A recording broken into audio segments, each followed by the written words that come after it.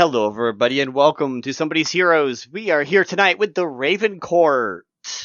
I'm Eric, I'm the Dungeon Master. Hey everybody, how's it going? I'm GM Justin, playing Link tonight. Hey there, everyone. This is Yuri as Morwen. And I'm Northwolf 911, also known as Vaelith. This is a couple of days since the last moment that Morwen would have experienced, and I think it's been a minute for Link. Yeah, the last thing we did with Link, you went to go visit Sauce and the Chaosities. That was the last thing Link did, and that was about almost a week ago. They are... Actually, no, I'm sorry. That was 3 days ago. This is the 27th. That happened on the 24th, so 3 days ago.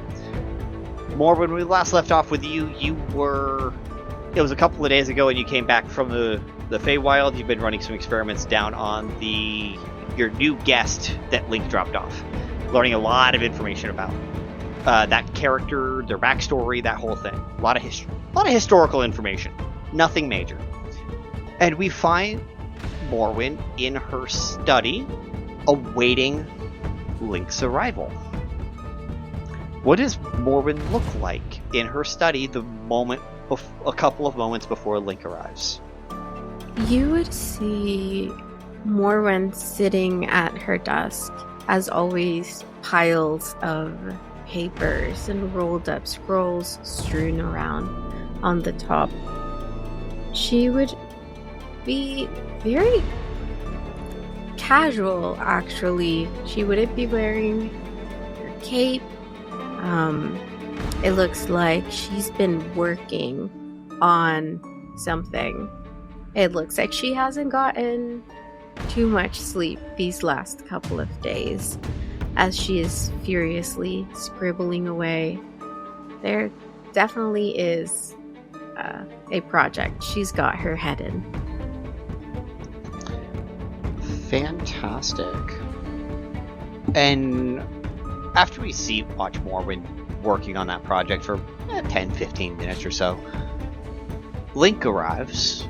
How does Link show up today? I think you'll see Link at the front door of Morwen's home, because as the first time he was there was not under circumstances that they would have approved of. So this time Link is going to show up at the front door just as respectful as possible. This time though, he's got on a new garb. He's rocking kind of like his clothes are more a variation of green, brown, with like a black cloak. So he's trying a new look this time.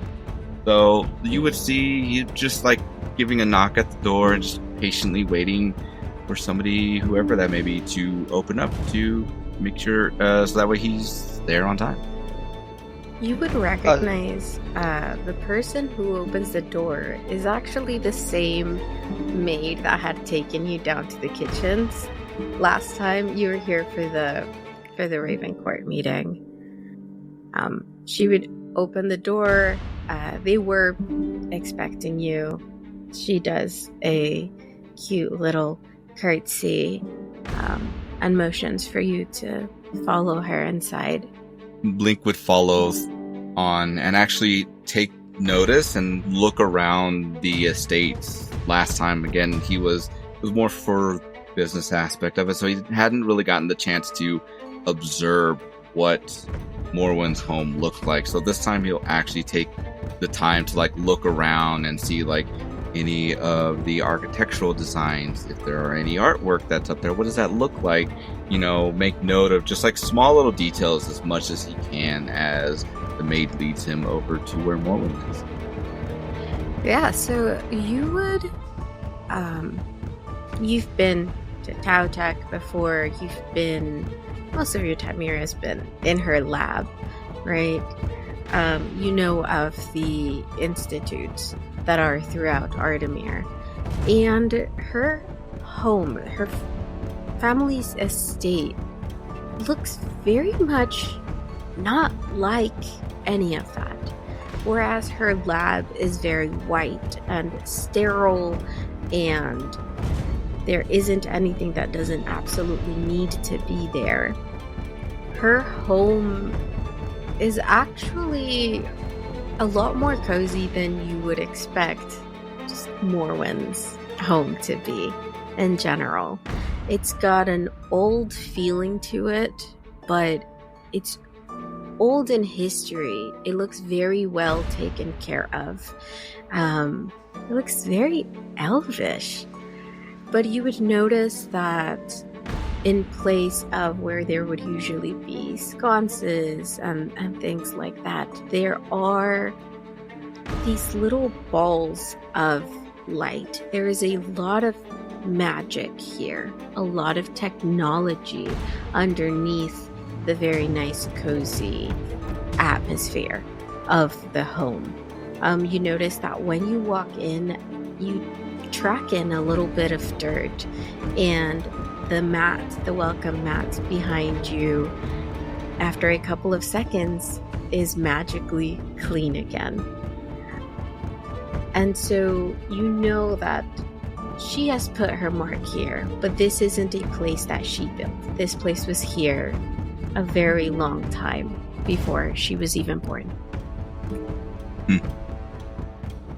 I think as your maid brings Link into where you are, Link will thank them for bringing him over here before saying, "Well, hi, Morwen. Happy to see you. By the way, you have a very beautiful home, if I haven't said that before. Also, I come bearing gifts."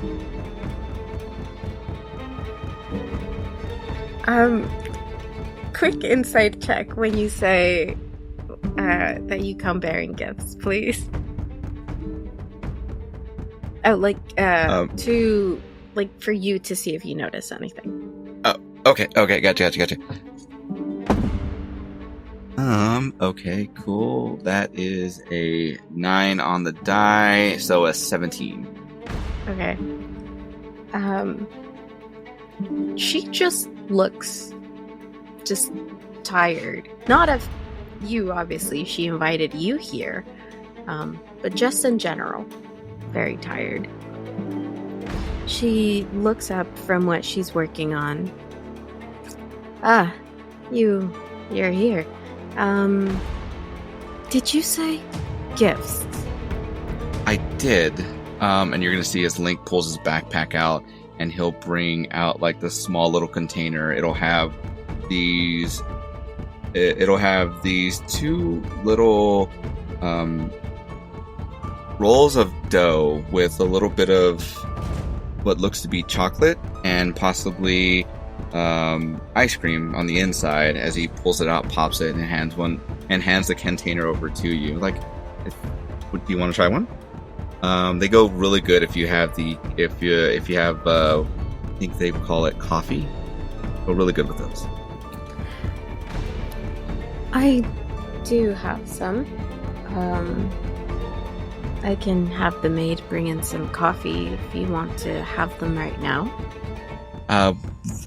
I can have it with or without. It's up to you. I figure you look like you've been studying for a little bit, and who doesn't love a little bit of coffee with a little bit of dessert? Yes, I have. Sure, you can call it studying. I will have the maid take them if that is okay, so we can try them later with some coffee. Okay, awesome. She taps somewhere. It looks like in, present day for us, what would be a magical button of sorts. But it's just a little sigil on a little square of wood. And she taps its surface, and in seconds, the same maid comes in, bows to her, bows to you. Morwen motions to the container of sweets. She will come and just take it from you, bow again before leaving the room. As he hands it on over, he'll make sure the container's closed before he looks over. He's like, "Oh, I don't know if you noticed, but I'm trying out." And he turns around. It's like, "A new outfit. What do you think? My color? Yay or nay?" I don't dwell much on fashion, but I suppose it does not look bad. I'll take it. Now, I did have something that I wanted to show you, if that is okay. Absolutely. What is it? Is it a new toy? Is it a new tech? Is it... Yes and yes. Come. And she stands up and walks around the back of her chair to where you know there is that teleportation sigil on the ground that will take you both underground to her lab. She waits until you have walked around as well and are standing in it with her before she takes you both downstairs. Link will be very giddy as he gets up, and will stand right next to Morwen. Just waits to see what the surprise could be. You both pop up on an identical sigil in the corner of her lab. We've been here a couple of times. You've been here a couple of times. And everything looks, for the most part, the same. There are some hints that she's been working on things. There are some mechanical parts off on the corner. There are some boxes that are sort of velvet lined and have little gemstones in it. She does have the book that you brought to her on her desk, and it looks like she has been leafing through it, at least. She walks over to her desk here in her lab, and she motions over to a new chair that she has brought down. It is wooden chair like hers, whereas hers was made to be sat on for very long periods of time and has velvet cushions on it for comfort. This other chair looks very nice, and it has gemstones as well up on the top of the back of the chair above where the head would be. She sits and motions to the chair. Come, sit, so I can show you what I've been working on. Okay. And then you're gonna see as Link just follows over and just takes a seat, excited to see, and he'll even say so how's the book that I gave you? It looks like you've been skimming through it. How's the research come on that? As soon as you sit down, you feel something like let's call it disturbance in the force, as a force cage just immediately appears around you. And the gems on the top of the chair begin to glow and burst. They explode into a million fractals each, but the gems themselves and the pieces of them don't hurt you. You hurt, but you know it's not from that, as the only thing you can think of is some magic begins to burn at your skin, and you see some of your fingers begin to literally disintegrate as every gem on that chair was loaded with a disintegrate spell. I think the last thing before the disintegration of Link transpires, he'll have a panicked look on his face and will say, Morwen, why? Okay, so Vaelith. Last time we left you, you were on a little bit of a manhunt, looking for information about how to kill the founder, looking for your family, trying to follow up and tie up some loose threads before you dared to take him on, if I'm not mistaken. Yes, that is right. Okay. So we're going to find Vaelith in an archive. You have a contact in the city, in the government district, who has access to the archives. Yes, Miguel. Yes. So Miguel has brought you down here into these archives. Think like the Black Archives from the Vatican. Yes. And you see like cursed armors and all kinds of dangerous things that have been secluded down here, taken off of criminals and all kinds of stuff. And he takes you to a scroll that is written in 3 languages. It's been translated, or was translated at the time of writing. It is written in Sylvan, Common, and an old script of Primordial. Beautiful language. Can Vaelith read?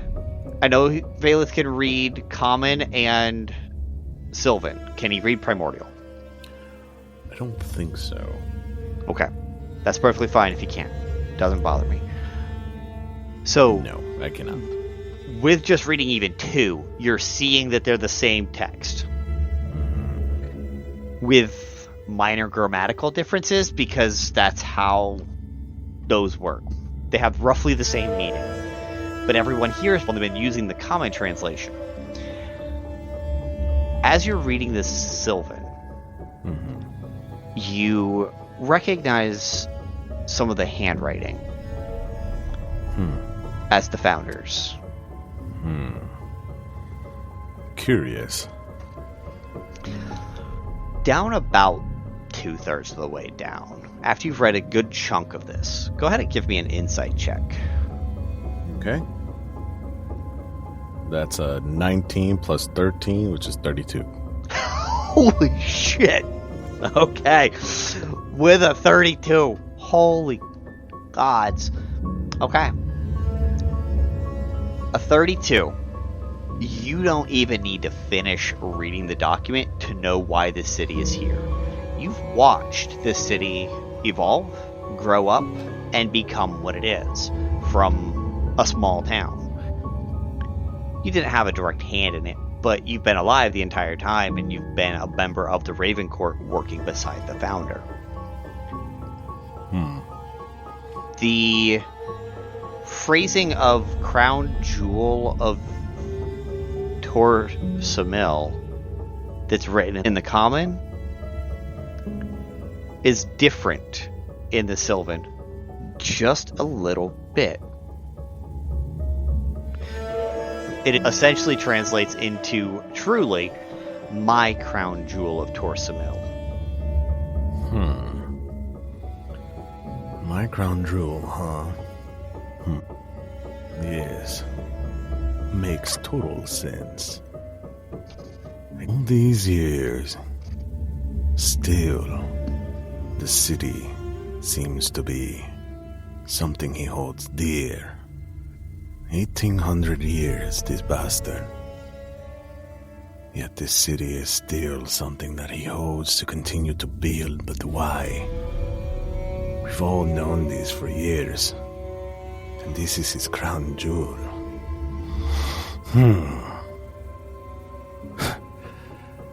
Could it be that simple? Something that would hurt him would be something we've been building for millennia.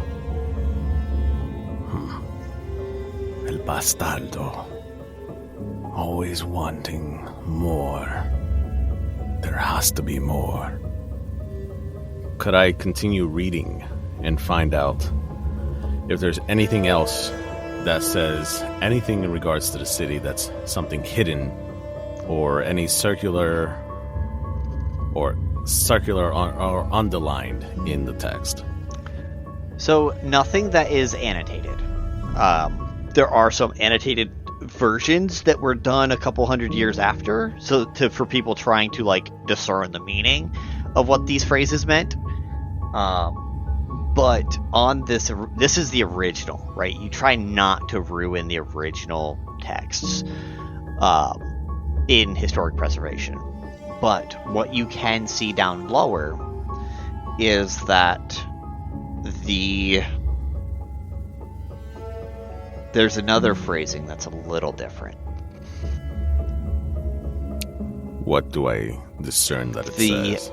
The common that was written says, "It is my hope and dream that one day this city shall serve to be a beacon of light, goodness, and progress for all of Torsamil." The Sylvan says, "It is my hope that this beacon of light, service, and progress of Torsamil will save them all." Very different meaning, similar words. Save them all. What the hell is this talking about? If it's important to him, it doesn't fucking matter anyways. I don't see myself being a hero, but I can take the damn fool down with me. And if I can't, I definitely like to throw a wrench. And this could be something of use. Could I take this original document, somehow copy it, and destroy the original text and rewrite the history? So Miguel came down here because protocol states that one of the people from within the government has to be down with anyone who's granted access. Would I know if he disappears, in quotations, what's triggered an alarm?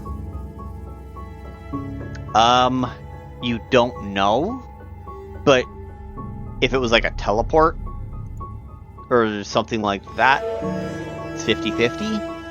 You did notice some wards on your way down, but they seemed they were pretty typical, like keeping people out for the most part is what it looked like. You didn't notice any that were like an alarm-like spell.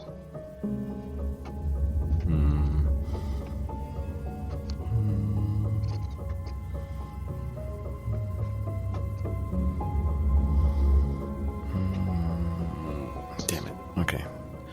So it looks like your best bet is just to copy this down at the moment. I was just trying to destroy evidence in case somebody else from the court wanted to come down and take a look and just rewrite history so they couldn't figure it out. Roll an insight check real quick to see if you know the court, this court well enough to see if they would even think about that. Because Vaelith would want to do it, that's for sure. But he would also know his own allies. Nat 20 plus 13, 33. Maybe Myasin? But she's on your team as it stands right now. Morwen could care less about the city. Myasin only might because of the Elder Brain connection. And that's the only reason she might think about doing it. But would she? The others, most of them don't care. Even Solarian, he works on over in the Invention District as the CEO of Tautech, but he doesn't care too much about the way the city works and its operations. Yeah, let's do that. Okay. I will go ahead and copy the original document. Okay. Just so that I have it with me, so that I can go to all these different places, and at the end, I think that Vaelith will disintegrate the piece of paper. Okay. Disintegrate your copy? Yes. Okay. There is even a map of what he had planned out as like the next the very last page, there's a map of what he envisioned the city to look like, which is not far from where it is right now. But there have been changes because he was not in charge of the city the entire progress. Mm-hmm. But it seems like they kept mostly to it. So you can see the 8 different sections of the city, and you can see a lot of the major buildings still look like what were planned. I think in Vaelith's mind, he's taking note of everything that's going on here, and you can see kind of the inner workings of Vaelith's mind right now. You can see that he's already preparing, that he's going to literally go all out during this fight. And he knows that he probably doesn't have the help from the Ravencourt, because he really hasn't really paid any mind or attention to them. He knows that. And he kind of just stands up, and you see his gowns and his regalia, and kind of look through his mind, and he's putting together a contingency plan. He's trying to figure out what to do next. And at this point, he kind of accepts fate for what it is. And the only thing that you can see go through his mind is not just vengeance for his family, but redemption for his family. Because in his mind, he knows he's done so many bad things that he didn't want to do. He didn't want to kill Myosin the first time. He didn't want to kill all these innocent people. But right now, the only thing that's holding him back is his family and not knowing the fate of his family. Yet you can see in his eyes that it's been over 400, 500 years since they've seen each other. The probability of that is very small. He still lingers on to hope. That he hopes that Link will come through. But he's already planning to give it all. Why now? And why not earlier? Call it hope. Call it being old. Call it being stubborn. But you can see him pace back and forth, and watch him as he looks at the piece of paper, looks at the guy, looks back at the piece of paper. Then he thinks about really disintegrating the original piece. Could he put a glyph on it? I'm going to go ahead and say yes. A glyph, there is a bunch of different glyphs. I'm trying to think of the one that you could do for like a trap card, which I think is Glyph of Warding. When you inscribe the glyph, you choose spell, glyph, or explosive runes. And explosive runes is acid, fire, cold, lightning, or thunder. So you could just do an acid explosive glyph on this thing, and it would just... Yep, and everything in it. Mm-hmm. There might be some remnants, but... Triggered if I, bite the dust. Mm-hmm. And I think at that point, Vaelith kind of looks at the guy that's looking at him, and he doesn't care if he finds out that he's not trying to hide it. He's just putting the glyph on it, and I think at that point, if the guy says anything, I think he's going to put a glyph on the guy, and just like, you say something, you're going down with the ship. This kind of thing.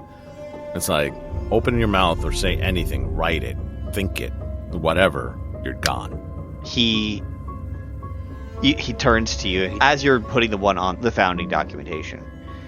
He goes, "Is everything to your satisfaction, Lord Vaelith?" Oh, yes. Absolutely. And he gives you this half smile, and a single fang protrudes down. He is one of yours. So his life force is connected to yours. So if you die, he does too. Perfect. Yes, I think this is going to work perfectly. You have a long and prosperous life. Don't worry too much about me.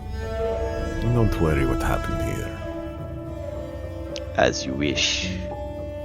Can I throw a shilling at him or something equal You can give to him a gold. Yeah. Gold, flick it at him as I'm not looking at him, but kind of just behind the back type of thing. Yep. He catches it. Thank you. Now, shall we return to the top? Yes. Let us leave this place. As you guys are headed back out, you and him get in the teleportation chamber. He's about to hit the button to take you guys back up. And power goes down at this exact moment. And you are stuck in the Black Archives for this very moment. Until he looks at you. His eyes glow slightly red. He grabs onto you. Let's get out of here. And he just teleports you and him to a safe house he has where he lives in the slums. Couple of hours after that disintegration spell went off, we find Morwen on her lanai, watching on a silver tray an image that is slowly but surely Link's disintegrated body reassembling itself and reintegrating. As you get to watch new viscera and bone and muscle all reattach itself back. He's gonna be a while.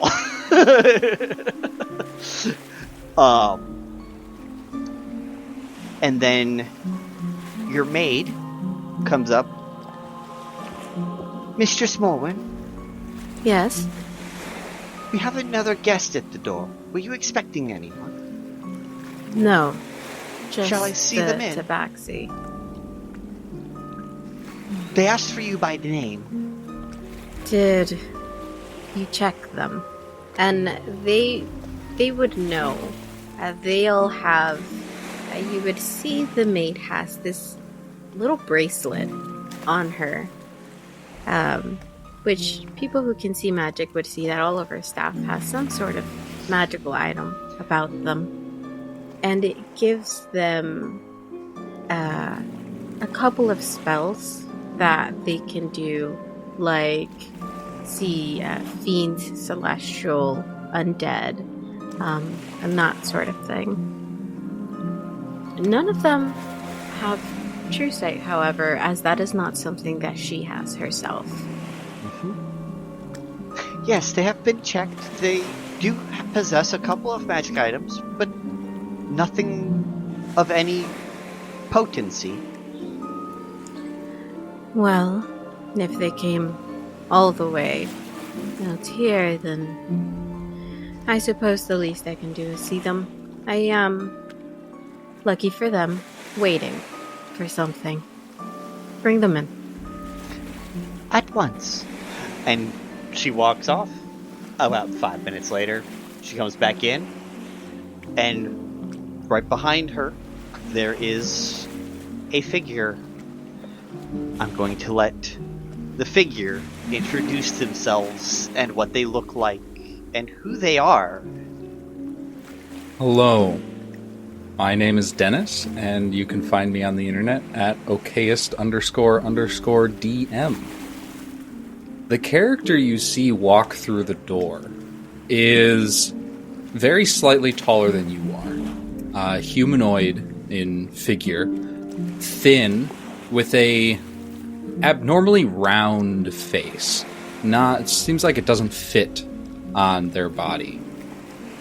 Most of what they're wearing is nondescript, loose shirt and trousers. They don't appear to be adorned with anything too fancy or expensive. They don't wear any headgear. They allow flowing brown hair to fall to about their shoulders.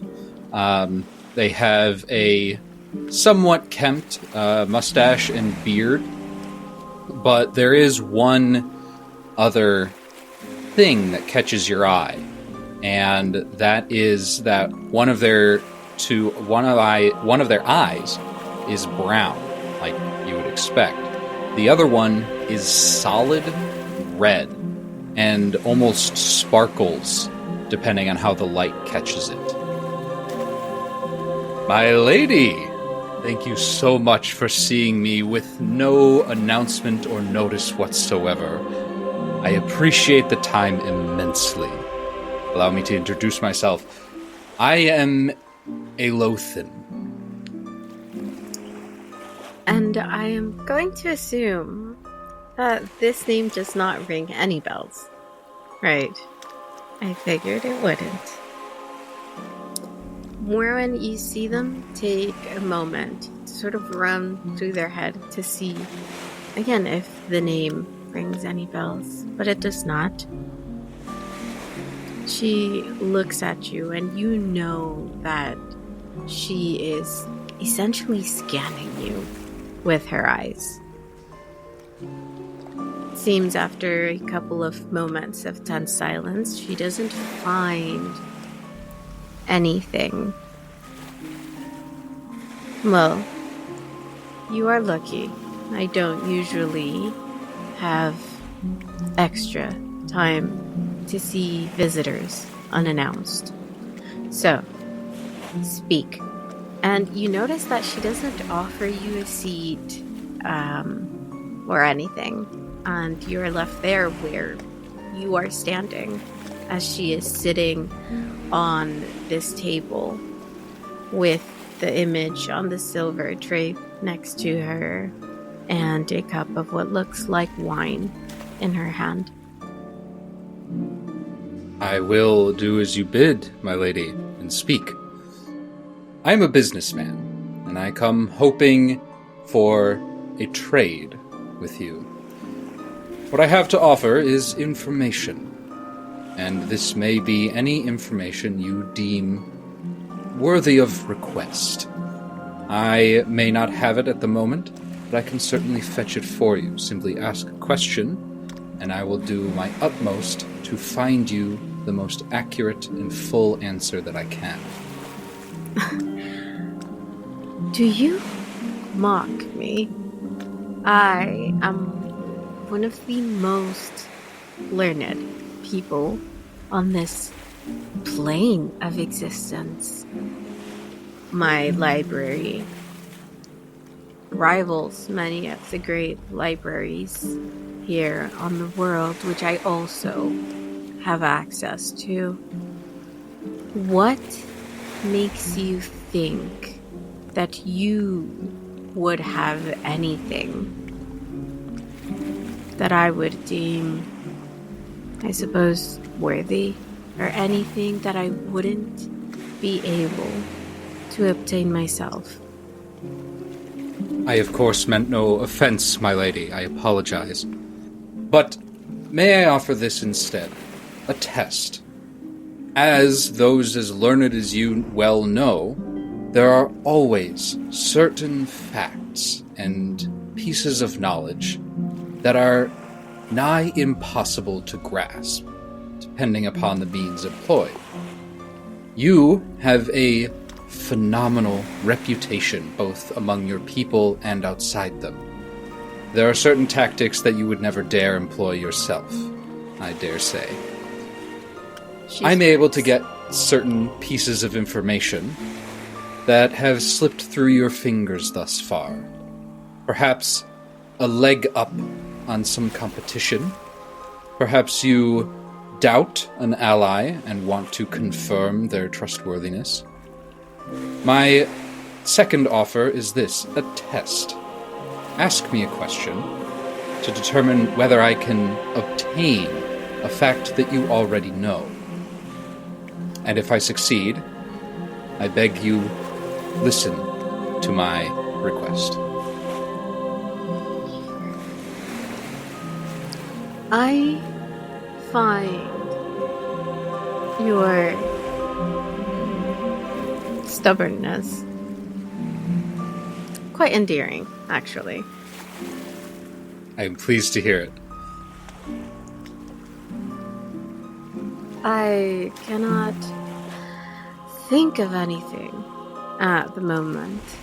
I am very busy with some things, but you have earned yourself the right to have me hear your request. And she'll put out her hand and gesture to the chair across from her. Aelothin will take a seat. Now, what do you want from me? My lady, I ask a cure for me and my people. There's a plague that has been haunting us for a very long time, and its resolution has thus far escaped us. We are neither dead nor free of it, yet the plague itself remains. I wish to free my people from this burden, but we cannot do it alone. Your people. And would I be able to do let's say a history check or something like that, to scan my brain for any countries or places that I would know are currently facing a plague? Absolutely. Go ahead and give me a history check. 22. Oh. That you know of recently. You go through and you rack your mind for material plane stuff. You can't think of anything offhand. You know of a frostbite epidemic over in the frozen north, but that doesn't sound quite right. Nor does what he's wearing look right. Yeah. Thinking further south, Taliba's fine. There's nothing major there. You don't know much about what's going on the West Coast. Not a lot of people do. It is one of the hardest places to get information out of, but your one contact in there has not made mention of it. Mm-hmm. Even further south, demons, dragonborn, and devils from the Demon's Tail don't typically get sick. When they do, it's not plague levels, and they're not sick at the moment. Over by Link in the sands and stuff, there's a bug infestation that's kind of going around that's making some people sick, but nothing that sounds nothing plague level. And you did not quite get high enough to go outside of material plane. You speak of a plague on, say, your people, yet I still cannot figure out who your people are. It may surprise you that I am pleased to hear that, my lady. We pride ourselves on our mystery. It makes it very difficult to seek outside help. I'm one of the few who is attempting it. Although I am more than confident in your abilities, and I think that should you accept, it may be trivial for you to solve our problem.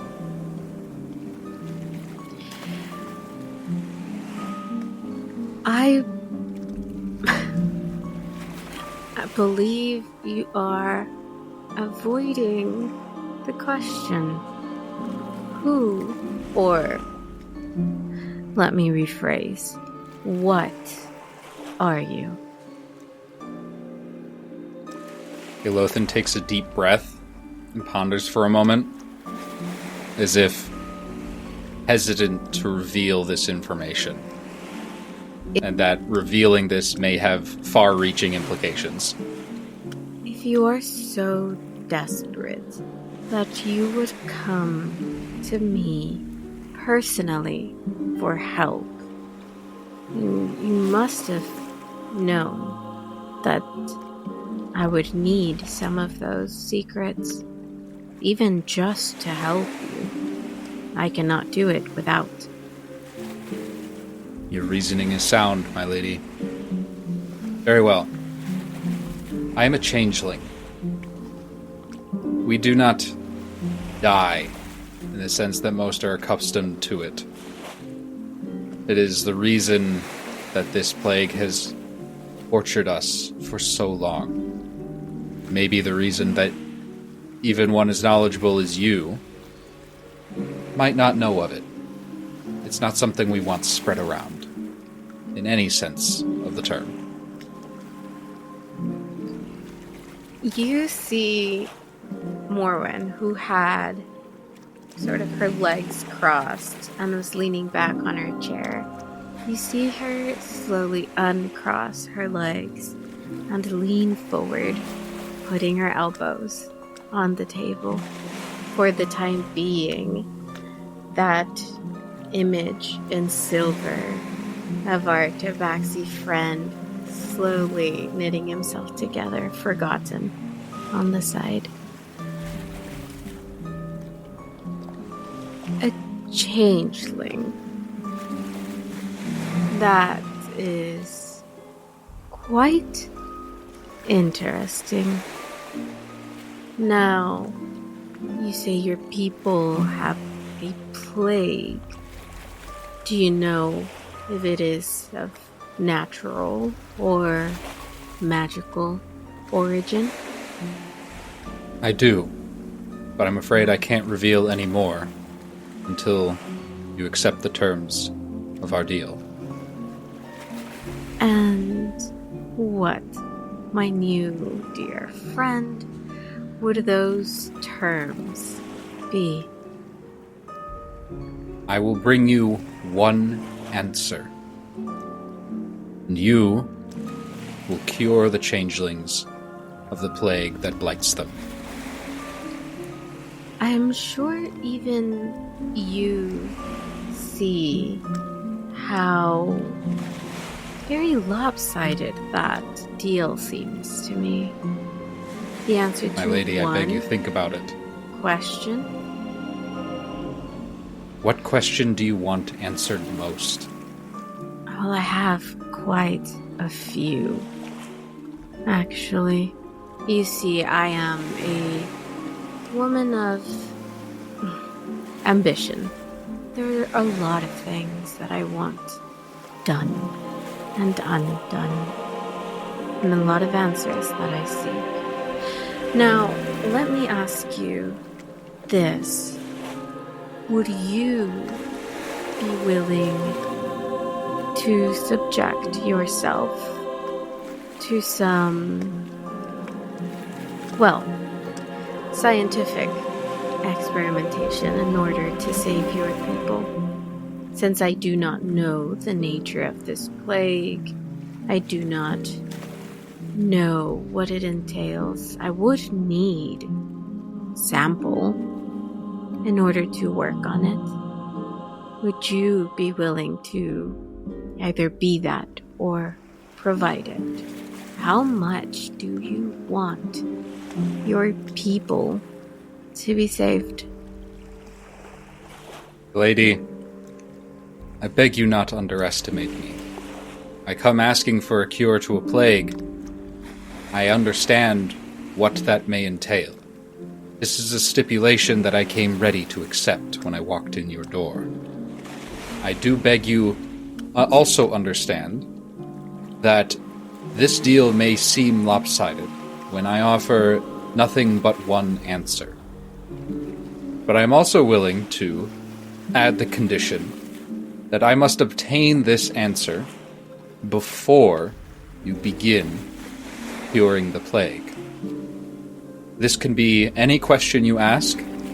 It may take me a lifetime to obtain, but I will obtain it. And when I do, I ask that you hold up your end of the bargain. If I never return, then you are held to nothing. You certainly are an interesting creature.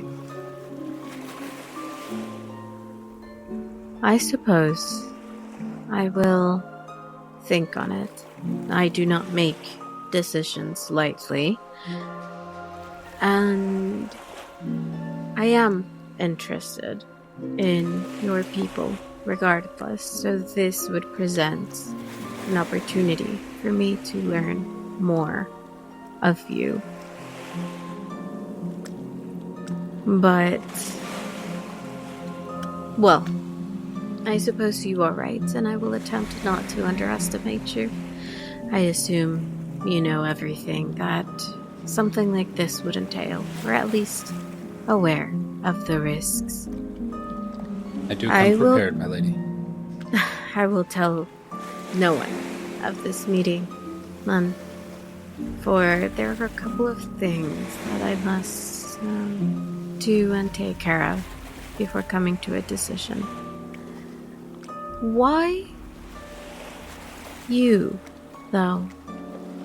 Why did your people send you, or did you decide to come of your own volition?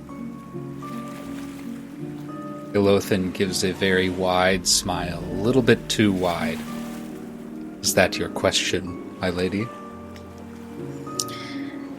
I have agreed to nothing yet. It is merely a conversation between newly formed friends.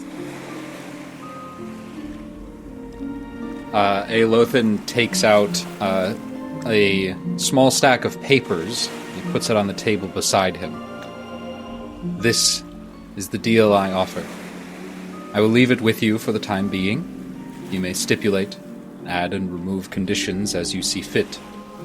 When I return, in 3 days' time, I hope that it will be something I find amenable. If not, we can continue to discuss. I suppose even I can respect secrets. I have many of my own. So, I will read this, and I will consider. Is there anything else you wish to tell me? Nothing but to thank you for your time on such short notice. I know that you have many pressing matters to attend to, and I will leave you to them. Aelothin stands. Very well. And she waves the maid over. As she walks closer, you notice a small ripple in the air where she walks, like she passed a threshold of some sort. You realize there had been a bubble of silence around the both of you the entire time. And you wonder what else she's been doing to take care of her secrets. As the maid escorts Aelothin out the door. And then, as the maid shuts the door, Aelothin, you hear a voice in your head. It's a voice you're familiar with, as the founder mentally checks in. How is my dear friend Morwen?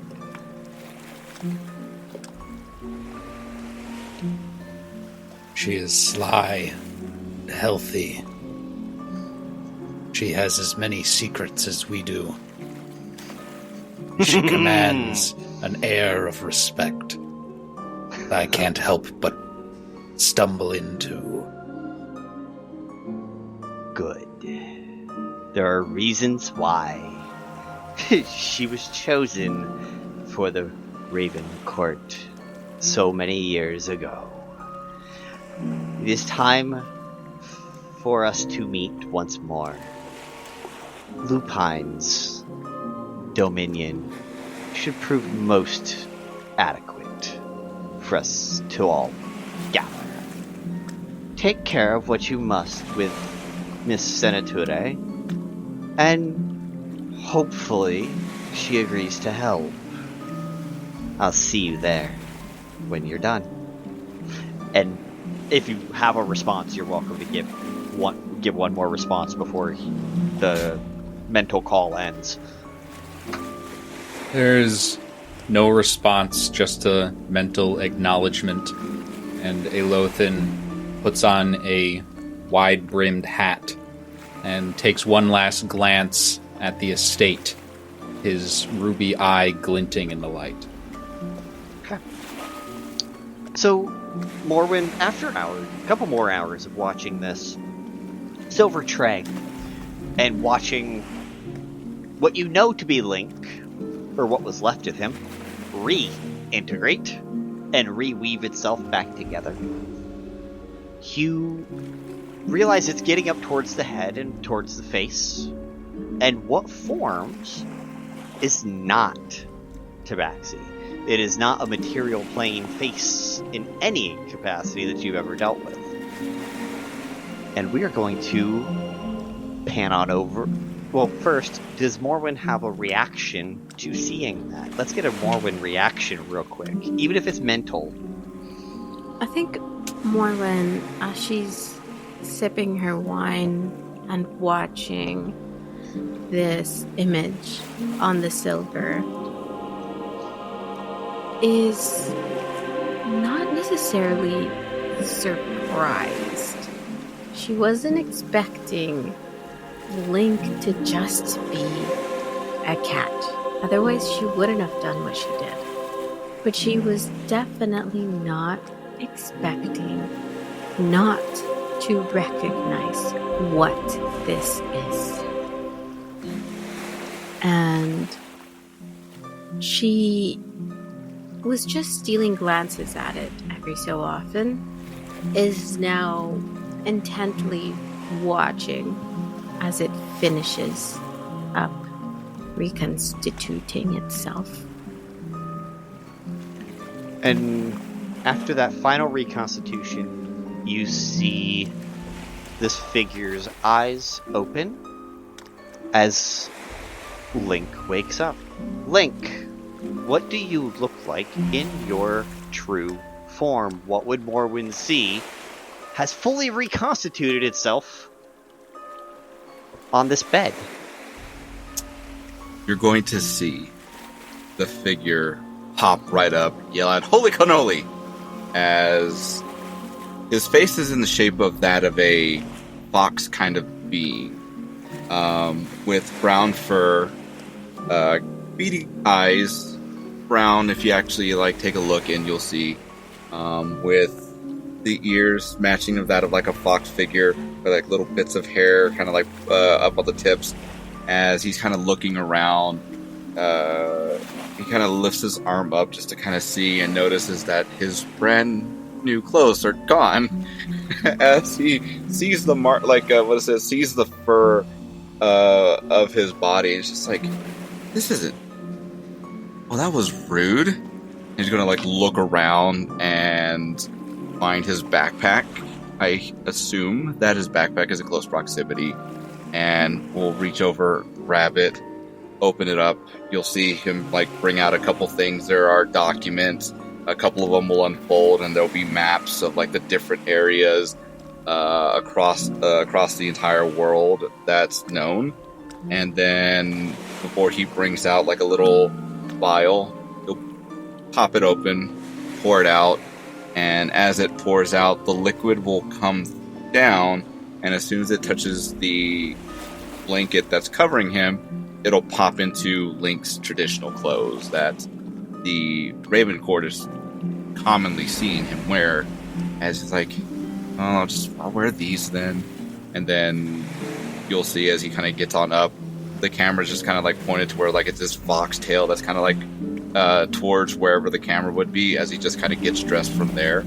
And then you'll see as he snaps his fingers, and his face will turn back into the tabaxi form that is commonly seen. As he will look around, where is Morwen? That was incredibly rude. I did not appreciate that. I thought we were friends. As Link looks around, you would notice he is in a bedroom. A very nice bedroom that doesn't look like it gets used very often. The sheets and everything are all nice and clean. It's just that it's sort of empty of personal effects. So you would safely assume this is a guest chamber of some sort. There, if you look around, you would probably notice that not even a centimeter across tiny bead up on the corner of the room. And I don't know if Link would recognize that to be a scry spell. Give it an insight check. DC 17. Nat 20 plus 8, baby. Lovely. You're not surprised. It still looks like you're in her house. Someone watching you within their own house makes perfect sense. Yes, so you would see that bead and realize that she is currently watching you through it. On the nightstand, there is a jug with a glass cup and water, and pinned underneath the cup of water is a folded piece of parchment. Just folded in half, very neatly. I think from your scry spell would only be able to see, not hear, correct? Or would it be able to hear? I'm Googling how scry works. I believe it's only visual, actually.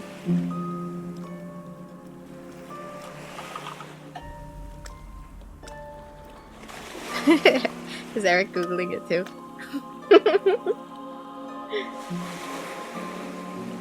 Yeah, and you would be aware that See and hear.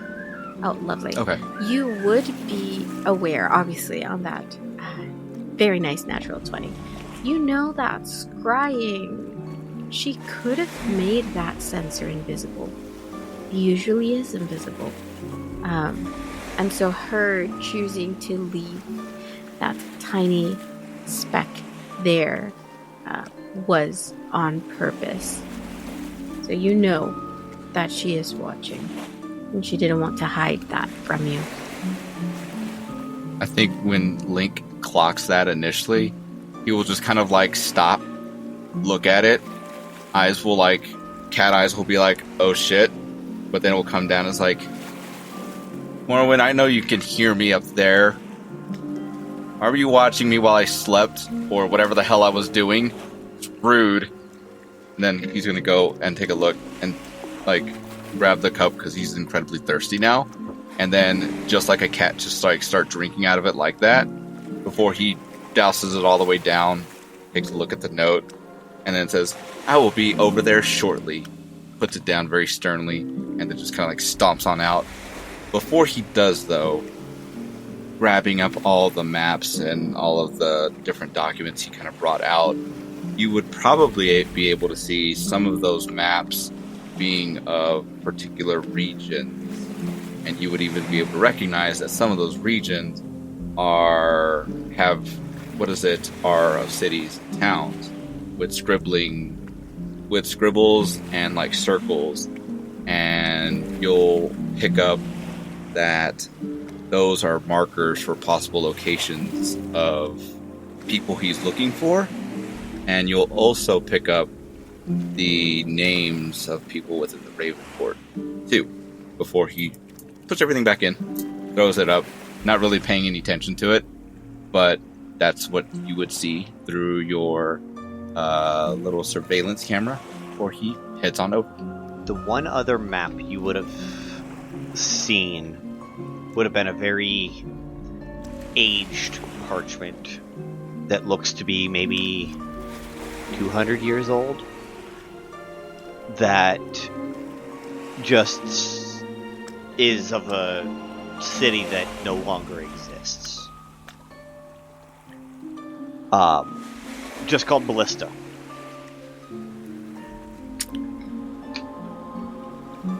Would that ring any bells? Would I have heard of that before? It's from across the continent, so it's your choice as to whether or not Morwen 200 years ago would have recognized a city over 5 or 6,000 miles away. Yeah, go right ahead. 30. 30? Yep. You've heard of it because it disappeared in the overnight. Mm-hmm. The entire city. The entire city went fell into ruins overnight. That is interesting. Just over 200 years ago. Yeah, I'll remember that. As when Link exits the room, she dispels her scry, seeing as she no longer needs it, and waves over the maid to refill her cup as she waits to hear Link's feline while stomping up to the Linnae. And eventually Link does show up. Yep. As Link enters in, you'll hear like soft but also very pronounced stomping as he comes on in, and he's like, excuse me, madam. I have a lot of questions. First one is going to be, how dare you? I come bearing gifts. I give you a dessert, and this is how you repay me. How dare you? I thought we were friends, and last time I checked on this material plane, friends don't do that.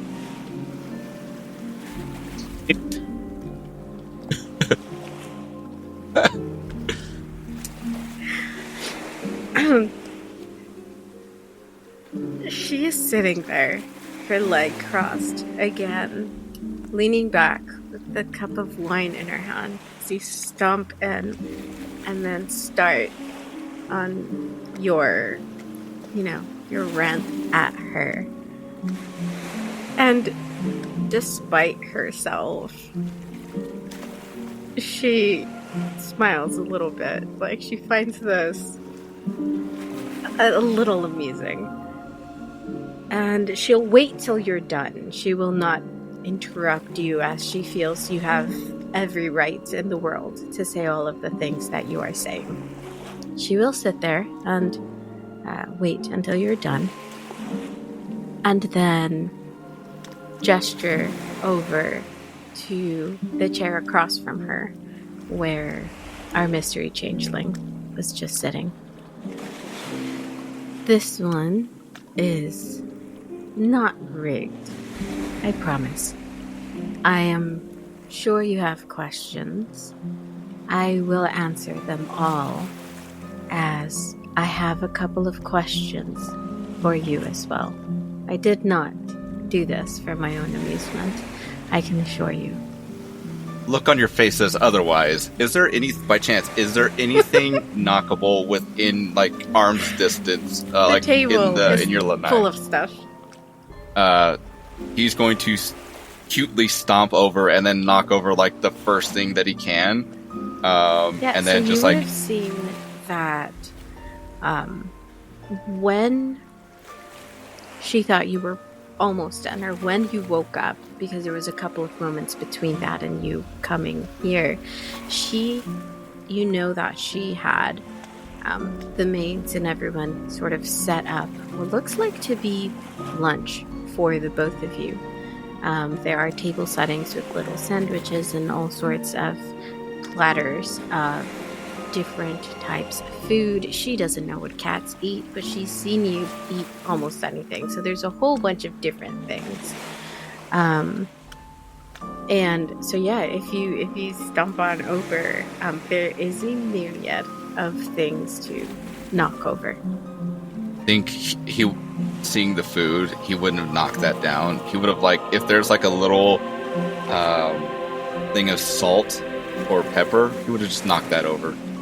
But grudgingly grab a plate before slowly kind of sitting down, and then like he will try and sit down, then quit, just kind of look back at Morwen, and then just kind of slowly but very like squinting his eyes at Morwen, sit down and just like, so why and then taking a bite out of the food. Did you do that? I had some revelations from your friend that you oh so kindly dropped off for me to experiment on. You remember him? Quite fondly.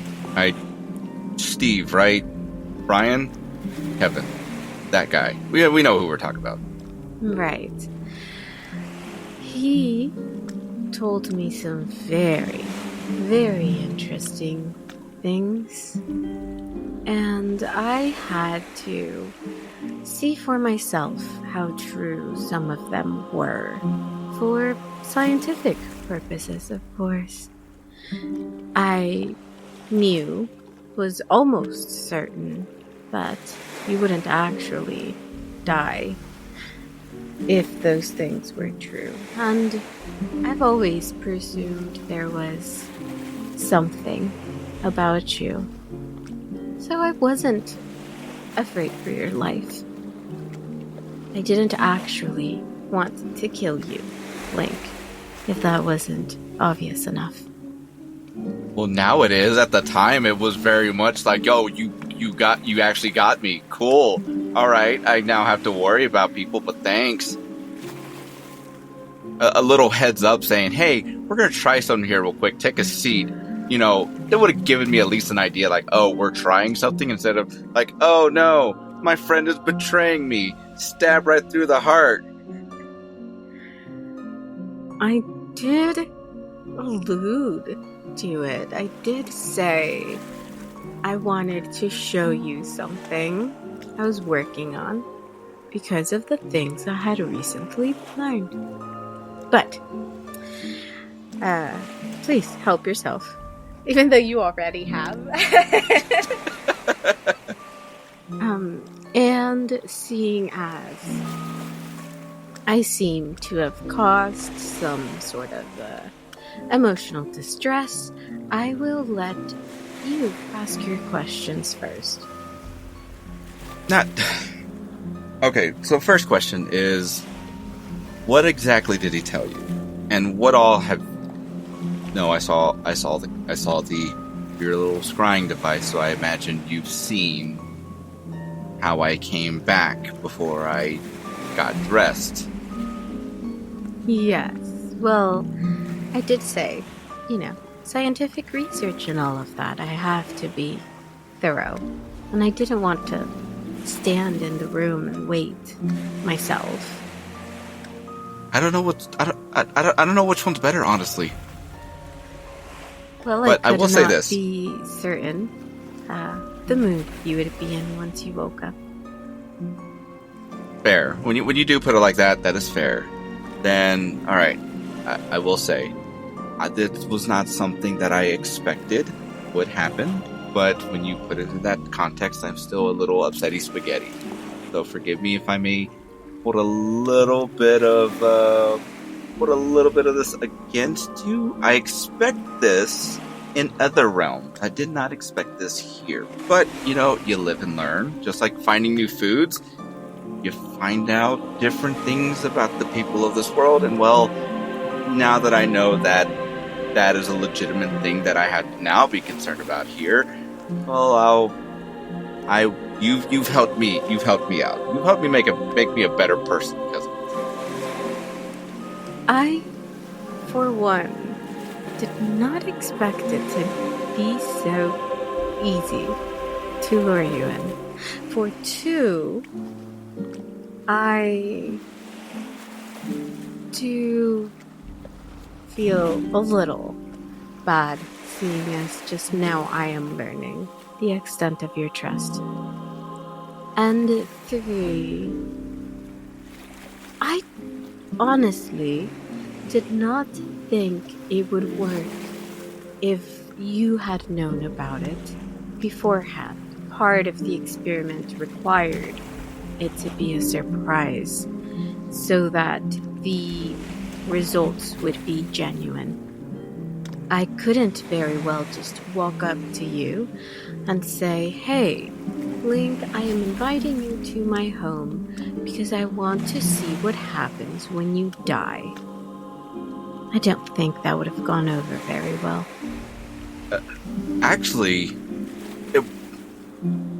Okay, so that actually brings up a good point, because I appeared back here. You know what I am, and then you're going to see as Link snaps his fingers and drops the facade of the tabaxi.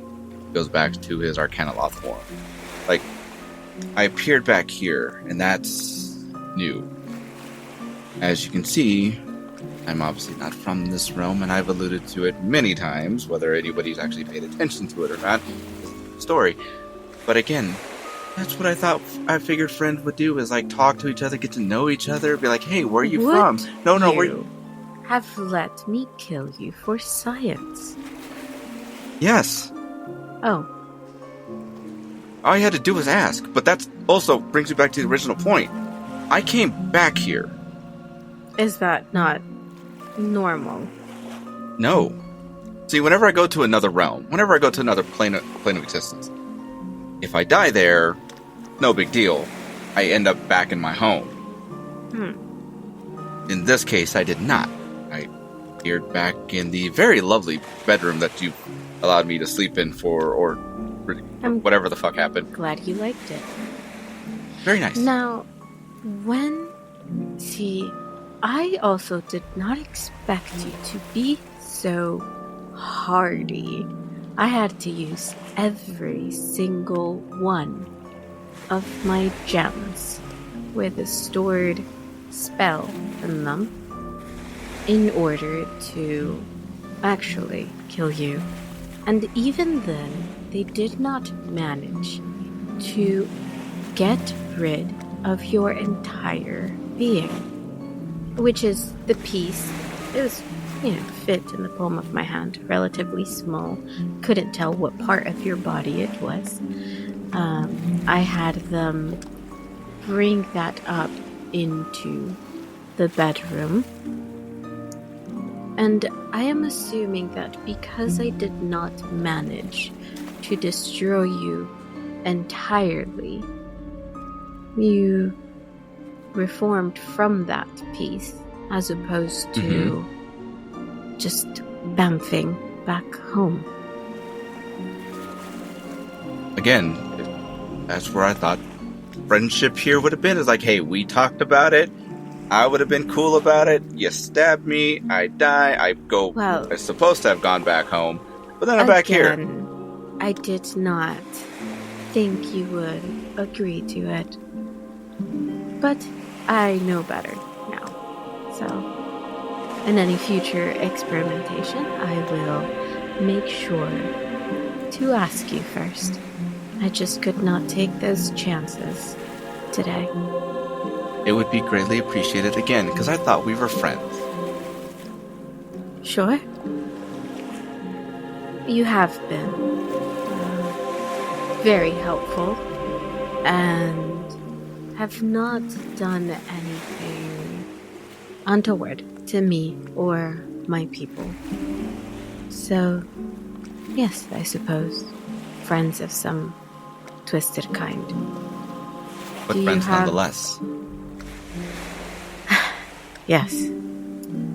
Do you have any other questions before I begin mine? I think, how did I end up back here? And why did I not go home is the biggest question I have.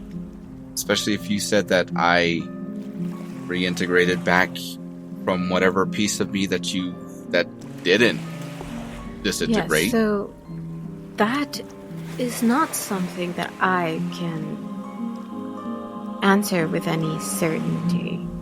But I do assume that it is due to the fact that not all of your body was destroyed.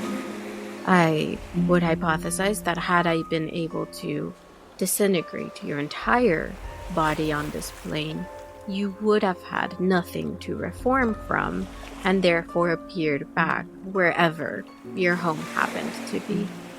That is the only thing that I can think would answer that question. I would not be able to tell you for certain without some more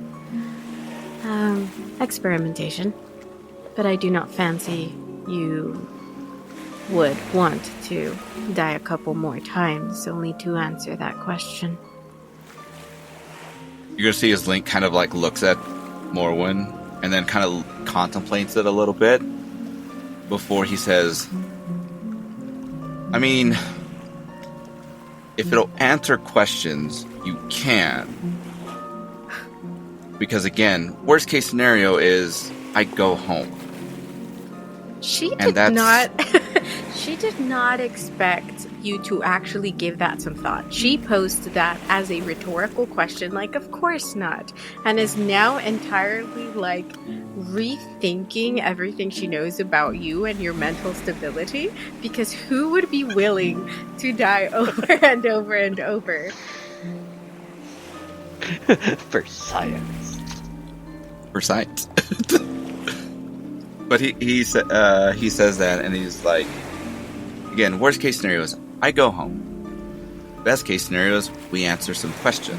Now, your hypothesis seems to be still out there, still open as to like what could potentially happen. But so far, as long as there's a little piece of me that has not been fully gone, I can still come back here. Now, the question still bears to mind. Theo seems to bear in mind is why?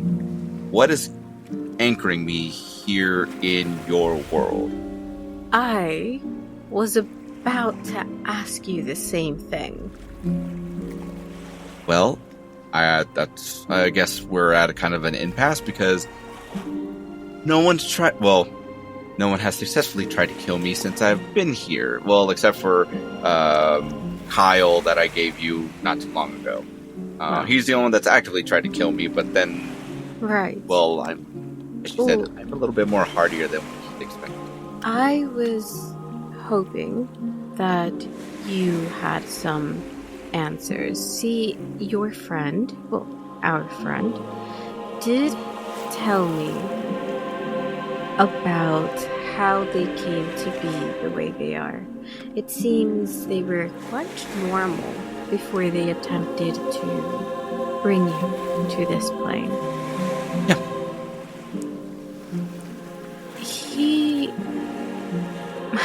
I'm sure you are not surprised to learn that he was killed the first time and found by our mutual friend, the Founder.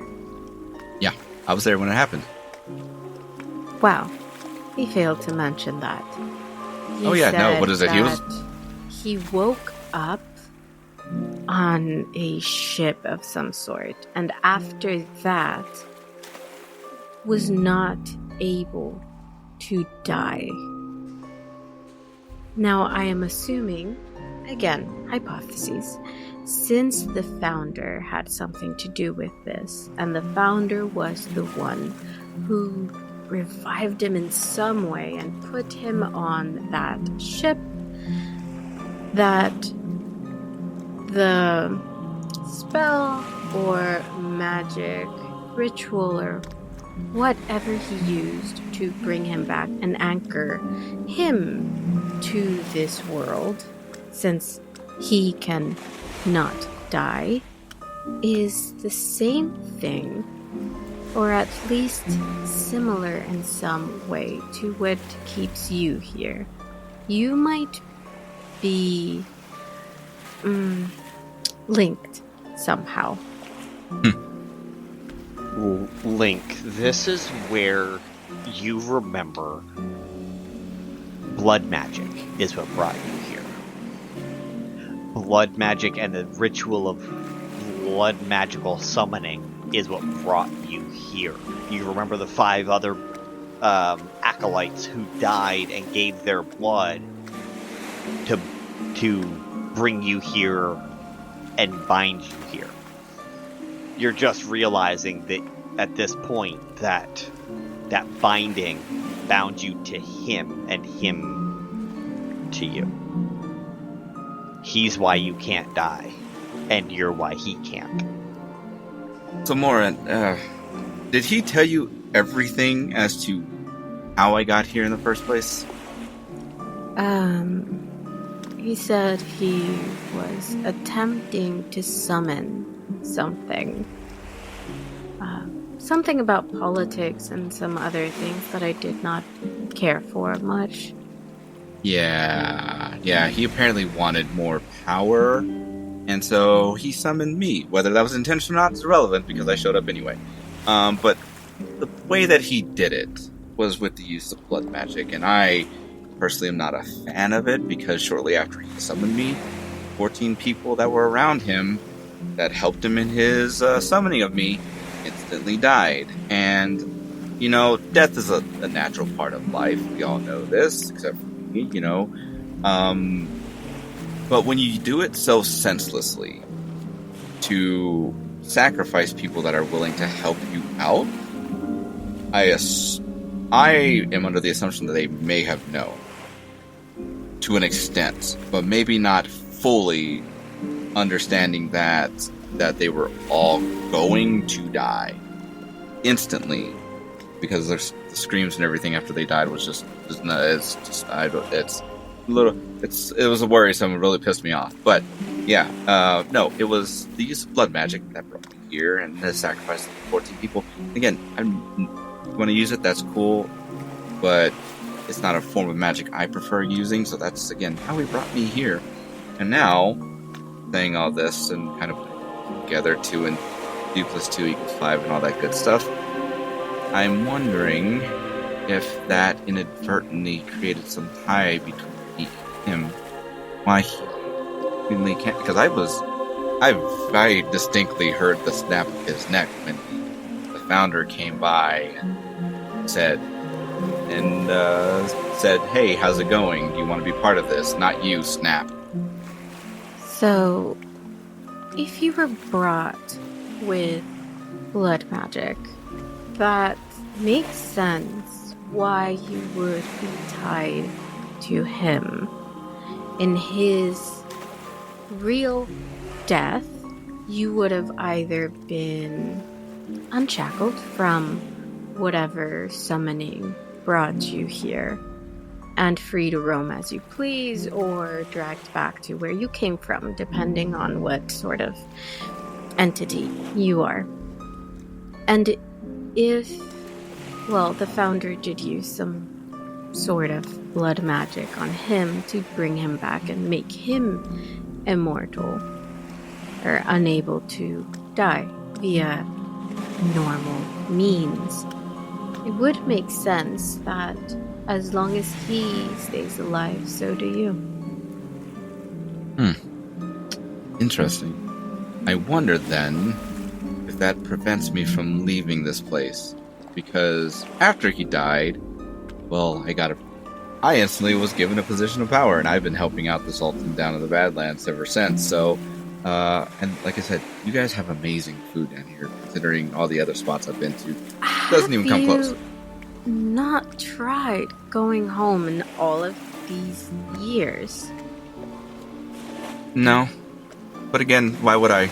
I instantly got thrown into a position of power that some of my fellow Arcana Lost would dream of getting into. Now, granted, it is the smaller part of the world. It's not the entire world. Some of them are a little bit more power hungry than I am, and I'm just here for a good time, and I like making deals with a whole lot of people. I don't necessarily need the power, but it's been interesting having it. Again, it allows me to be able to build the network and the connections that I have. And again, food is amazing here. Why would I want to go back? I do suggest you give it a shot. If you are linked to this person as we think you are, then coming back should not be a problem. Seeing us now, we could die and appear here instead of home, wherever that is. But just to see if you can, I suppose that would be interesting. Now there's a couple of questions that this brings to mind, though I'm not sure if you would be able to answer any of them. Something I do believe you would be able to answer, though, and I thought of quite a lot before I devised our little trap. What happens to all of the contracts and deals that you oversee in the case of your death? Oh, and the like legitimate, like I die, like not bouncing Yes. back home. Okay, well, see, that's asking a lot of. That's actually a very, very personal question. So See, I have to ask. if you remember when I made a deal with our friend Myosin, and then later found out that you are the arbiter of those contracts and deals, I couldn't help but wonder what would happen to it had you really died and my experiment's been a failure. Just curiosity is all. I'll tell you this. I will trade you because this is a very, very personal question to ask. And so I need, and I'm talking on the level of, I guess, it's your equivalent to having a successor. If somebody were to try and take out your successor and then take you out, then who stands to gain all of the things you belong to if your successor has already been taken out and then you were taken out? See where I'm going with this? I need a Sure. secret like that from you. Nobody wants to just outright answer questions today. But sure. Now, just to make this fair, because you know me, a little scroll will kind of pop on out and like land itself between us with like a little pin ready to go. It's like, make a deal with you. I tell you the information that you want. You give me this level of a personal secret. This contract legally binds us to where neither one of us will expel that information to anybody. But you are the arbiter of this deal. Yeah. Because I stand to lose as just as much as you stand to lose. Mutually assured destruction, if you will. She looks over, and next to the silver tray she had been using to scry on Link as he slept. That sounds really weird. There, she looks at the stack of papers that were delivered to her earlier today. So many deals. Everyone wants a deal now. Nobody wants to answer questions honestly. Fine. You ask, I answer, I ask, you answer. Mutually assured destruction. I can agree to that. Fantastic. And you'll see as the pin will come on up, and right where it has the name Link and that line next to it, it'll be an infernal marking that will just scribble on through before the pen heads over to you for your signature next to your name. She will do so in Infernal as well. Morwen can read Infernal, can't she? I can. Then you will see that the name that is next to Link, not Link, it is Xylos Vexnara.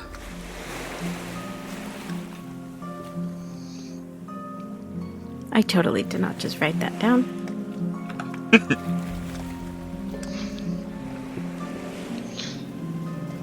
Lovely. She'll write her full name, which you all already know.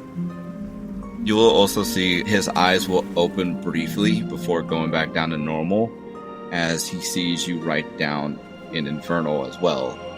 And thinking, oh shit, she knows my name now. Fuck. That is internal monologue for him, as he will say, fine. And as a show of good gesture, as always, I will go first in this case. In the event of my actual death, then it'll go to my successor, Rexus Vexnara. She is the one that will take over all of my contracts when I die.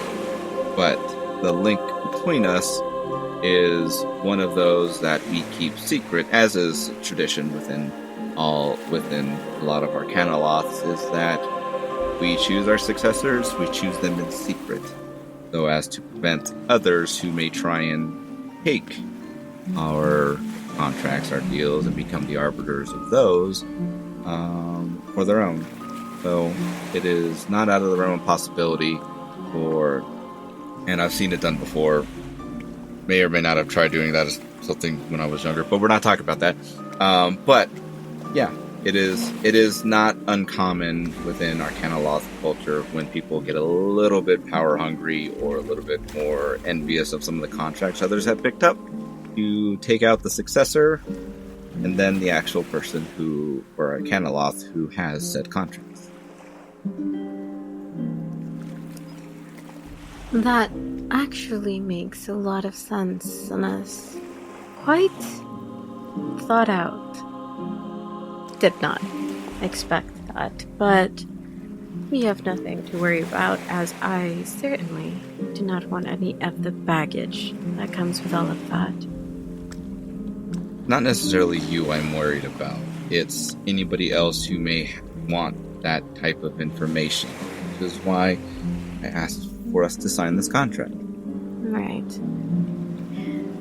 Now, as a show of good faith, she will tap again on a little sigil on a little piece, a very nicely ornate piece of wood, and she'll put her finger on it. It lights up, and the maid walks in. This time, Blink, you recognize the box. It is the sweets that you brought before you were so unceremoniously disintegrated. And she carries a tray with the box of sweets. They have been... it is open, and next to it is some mugs and a carafe of coffee. Since we've been talking for a little bit, and I'm assuming you've been eating throughout, she figured it was this was a good time for dessert. And she brings it and sets it down, along with some other little desserts, as she piles onto her tray some of the discarded, the plates that are empty, and puts down some more desserts as well. Morwen just gives her a nod as she curtsies to you and to Morwen in turn, and then turns to exit. Well, I figured this would be a good time. I had more than enough time to get us some coffee. Aw. Now, as for me, you know that this country runs on a meritocracy, right? Mm-hmm. We are ruled by a council, and in the event of my death, the council will simply choose among worthy candidates to replace me. Now that is for the country itself. As for my personal endeavors,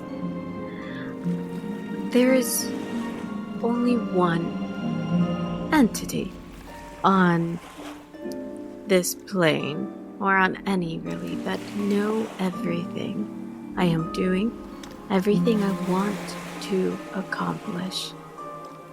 And they are dead, but are still here. In a gem. Their spirit is still here. It's fine. There is no one living who knows what I want to do and what I am doing to do so. I do not have a successor in the sense of a child or an apprentice who I would pass things on to. I am not planning on dying anytime soon. My successor would be myself, as I have plans to come back after my death. Oh. Now, The lich route.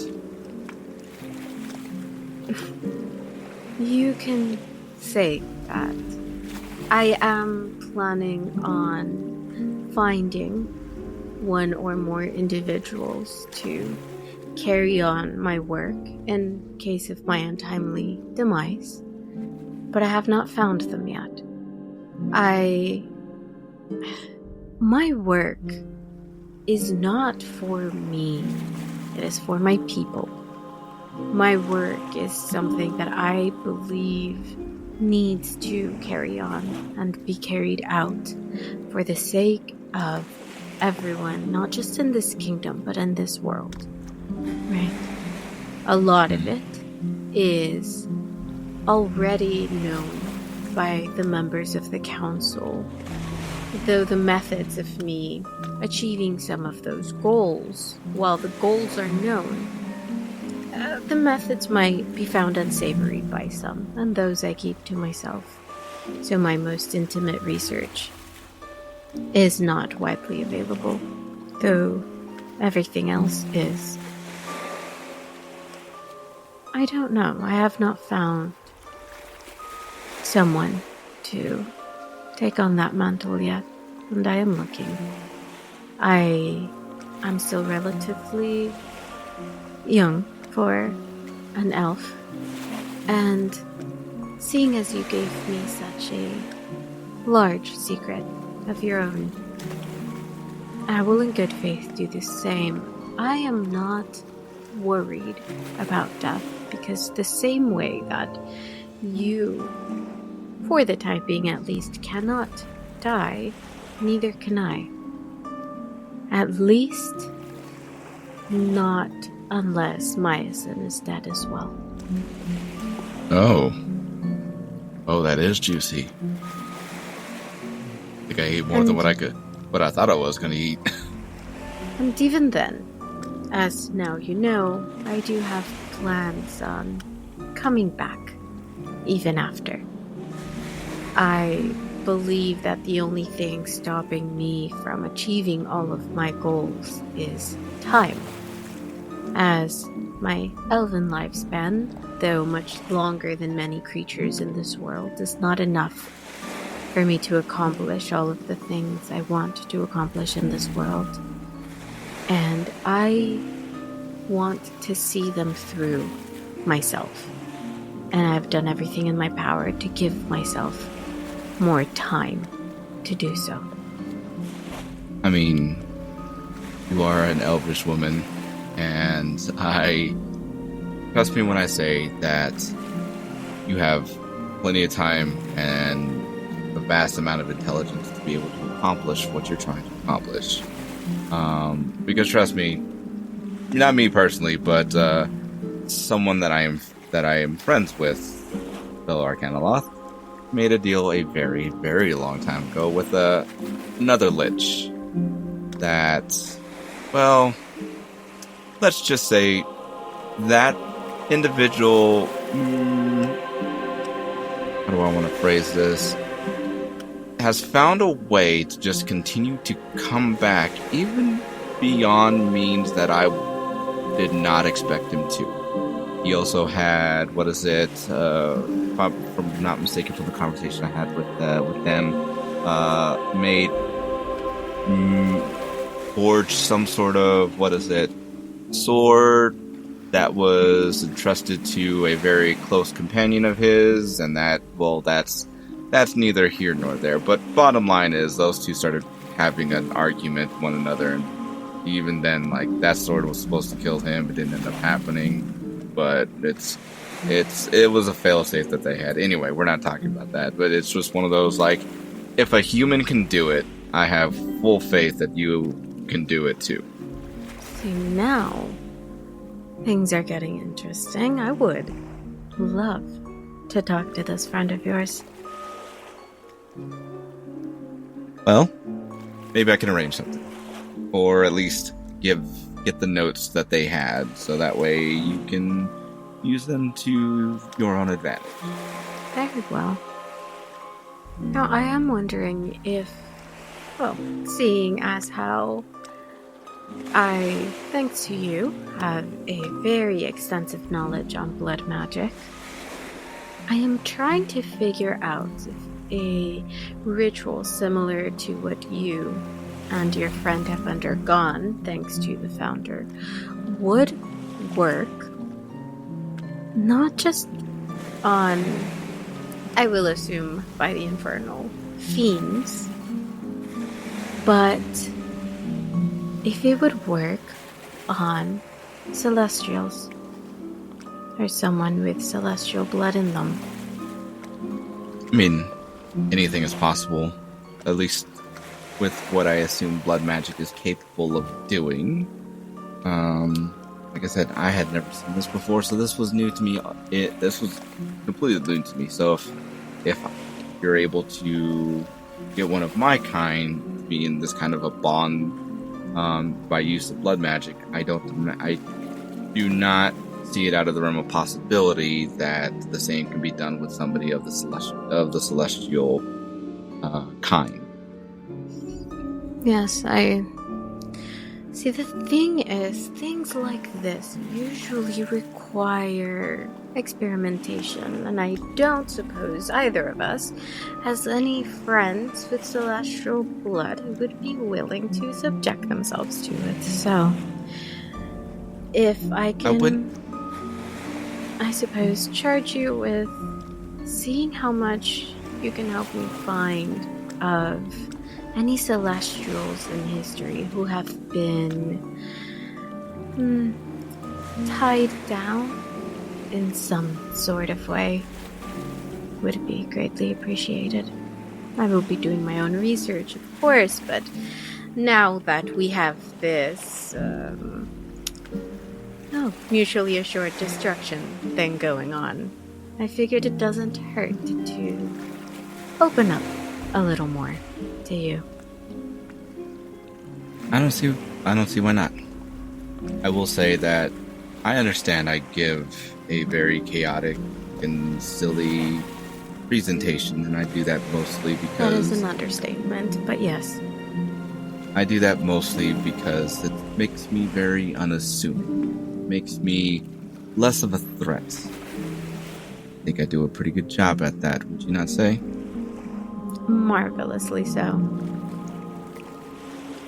But I hope our conversation today kind of shows that I'm more than just a silly cat that just plagues you guys when we meet up in our meetings, whenever they do pop up.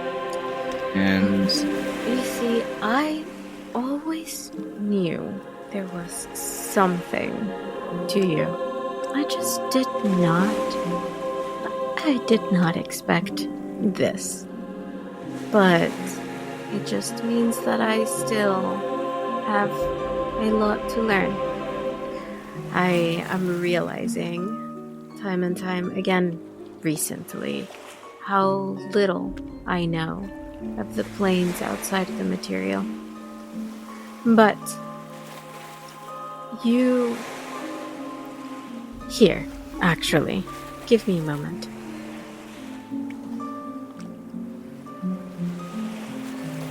Sorry. You see she touches the side of her head, and you see, with your knowledge of magic, you would know right away that she is doing a sending, right? She's talking to somebody telepathically.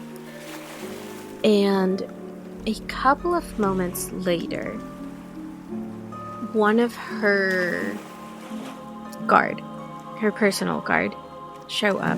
You've seen them before. It's an undead and a construct that sometimes follow her around. They're very good at not being seen most of the time. And he walks in, it is the construct, walks in with a rectangular box, and he bows at an almost perfect 90-degree angle as he holds his hands out for her to take it.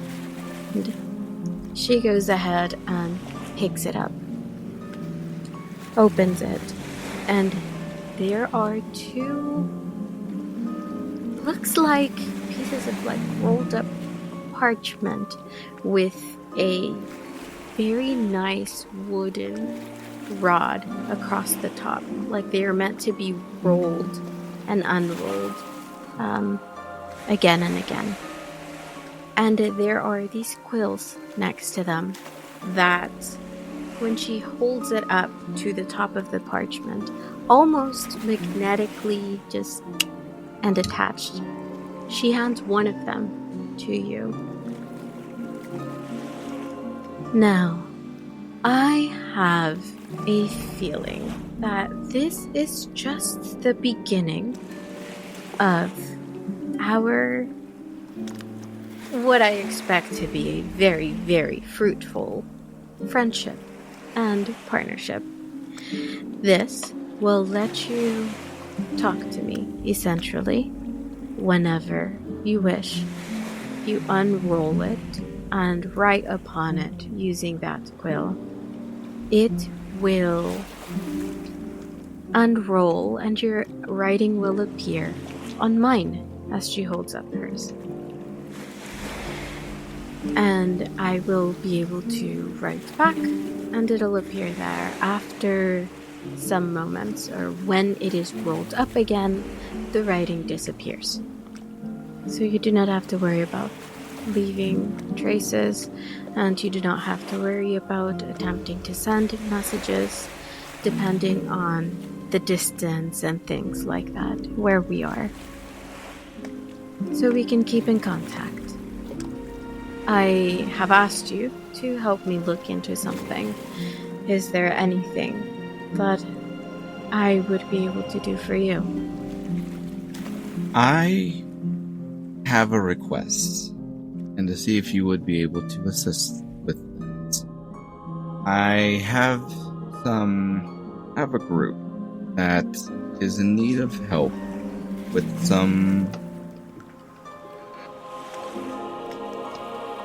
a list of things, weapons, stuff of that nature, that I was hoping you might be able to assist with. And then you'll see as Link kind of snaps his fingers and a little scrap of paper will come on by and magically come upon you, and it's a list of all of the items that Link is looking to see if you would be able to help out with. And then as it unfurls and shows for you, Link will say, if you can get those for me, that would be greatly appreciated. I want to make sure I keep my end of the bargain with helping these folks. They seem to be good people, and they were willing to make a deal with me, and, well, like I said, I'd like to keep my end of the bargain, and if I know somebody that is more than capable of being able to help out, it is you. And I also want to offer 2 things. If I can get you the celestial blood, or a celestial being of any whatever type that I can get my hands on, I will send them to you ASAP, either by myself hand delivered, or one of my own will come and drop by and give you a gift, either at the front step or whatever may have. And then this one's more personal. If you're able to figure out a way to break this bond with Andrew downstairs, then I'm sure he said his name. I do not remember. It's relevant. If you are wanting to take a look and visit other planes, I can do that for you. Free of charge, no strings attached. I was going to look into your link with him regardless, seeing as I am very interested in seeing how it was made and how it may be replicated.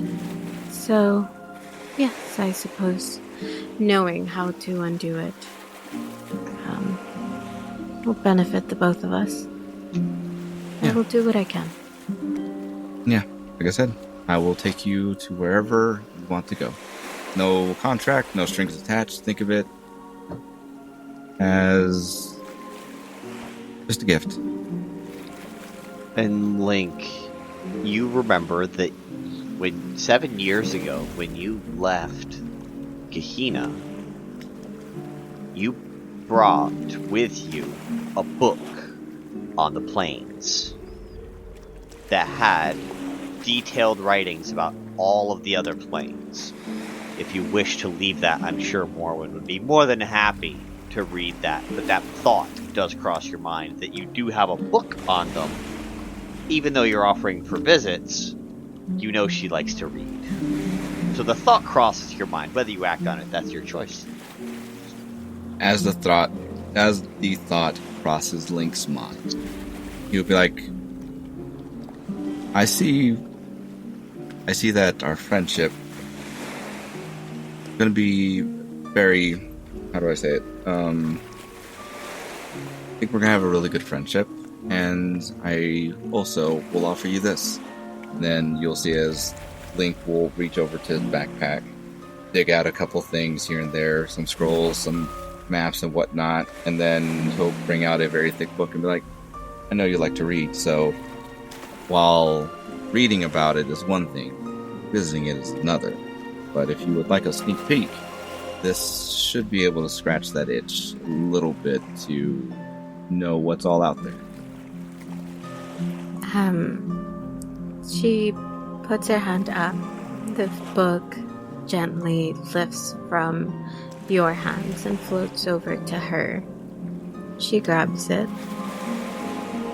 and genuinely smiles as the book disappears from her hand. And you know that now it is resting somewhere down on her desk. I did have one last question before our meal ends. What do you know about changelings? I know the book that I gave you gave an extensive detail on the history of the changeling. So, sure you've skimmed through it. The extent of my knowledge equals out to I know of the history, but do you know anything about current events within them? Have you ever met one? If I have, unknowingly, and I like to keep a very extensive journal on the people that I meet. So believe it or not, currently, even as we speak, I have a journal entry about this entire conversation and a journal entry about you as a person. So if I've met any, then they are in there. And as far as I'm aware of, say for maybe... No, I don't even think No. I don't think that I don't believe that I've met any that I am aware of. Could I be wrong? Absolutely. I'm not infallible. Humble servant. But can't say that I have. I figured that might be the answer, but it was worth asking. You see, while you were putting yourself together again, I had a visit of a changeling who wanted me to help their people. And I am, as you know, you never go into a large deal without knowing what's in it for the other side. I'm trying to gather information on the changelings currently. I do not like to go into a deal blind, but I might have to.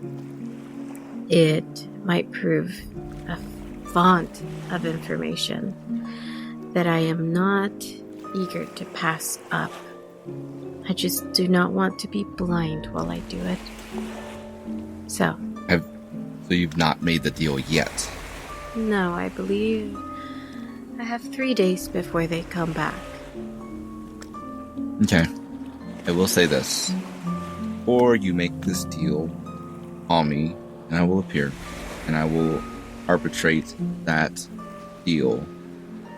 And a reason I say I will do that is because all deals are arbitrated by us in one way, shape, or form. Whether on your plane realize it or not, someone has a copy of that deal.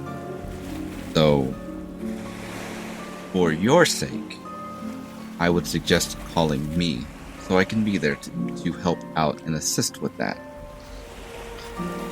Because if not, then that goes to somebody else. Another Arcana lock. And I don't know about you, but do you trust somebody you don't know, or do you trust somebody you do know? Yes, well, the only thing better than a devil you don't know is a devil you do. So, here, she taps the stack of papers next to her, and a copy materializes on her other hand as she gestures, and it floats over to you. This is the contract or deal they want me to make. I have not read it in full yet. I plan on taking my time, and during those 3 days, deciding what terms I want to keep, change depending on what I learn. But you have a copy now, and I would very much likely call you in to arbitrate. I think you are right. I'm going to take a look through this contract that you guys have. I will make sure that the language is that most beneficial to you, or at least as fairly as possible, because if he proposed it, then there's going to be something in there that is going to benefit him, you. Let me draft this, look through this, and if there's any changes, I'll send you a copy back. So that way you can have that. And I'll obviously have one for myself, so when I do come back and you do make this agreement, it'll be more for your benefit. Very well.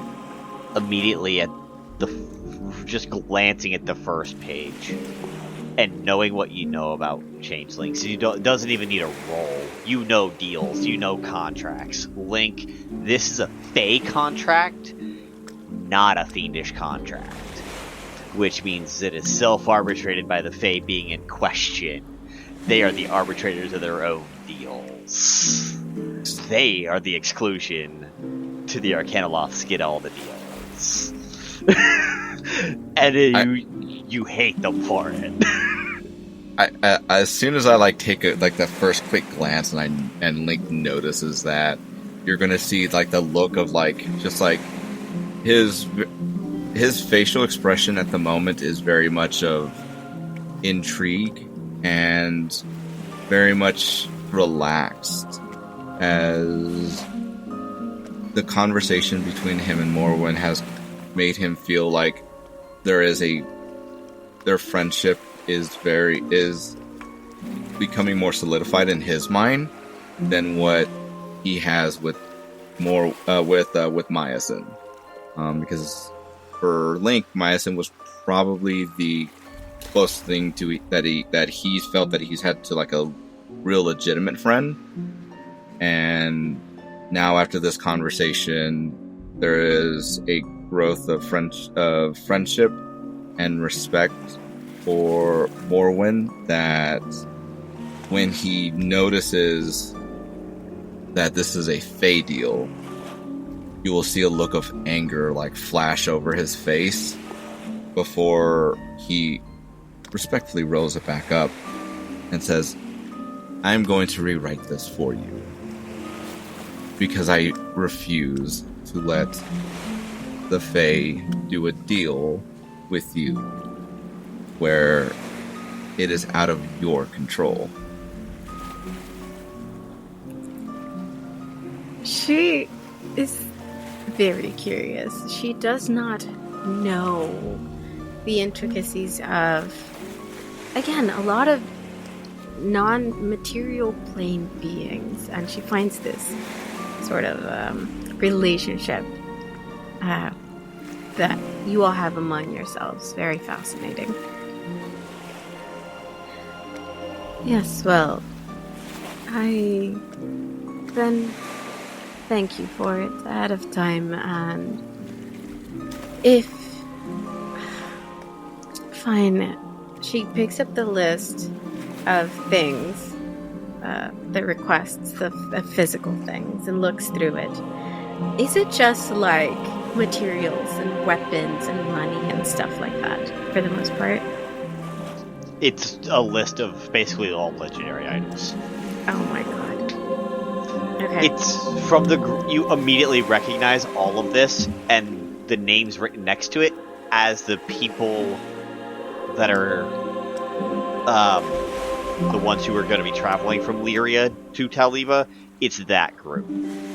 And one of them, I believe, is the son of Orcus. Mm-hmm. You know that from Sylvain. She looks through the list. Yes. In exchange for you rewriting a more amiable deal between me and the Changeling, I will do what I can to fulfill the entirety of this list for you. Most of it is well within my means, and the rest I can figure out. Thank you. I do appreciate it. Now, it seems there's a lot for me to do in 3 days.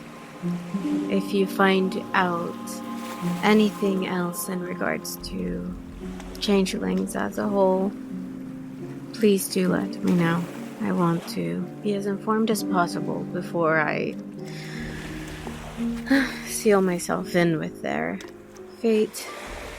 They want me to solve this plague that's been afflicting their people for the last who knows how many thousands of years. Yep, I am familiar with that one.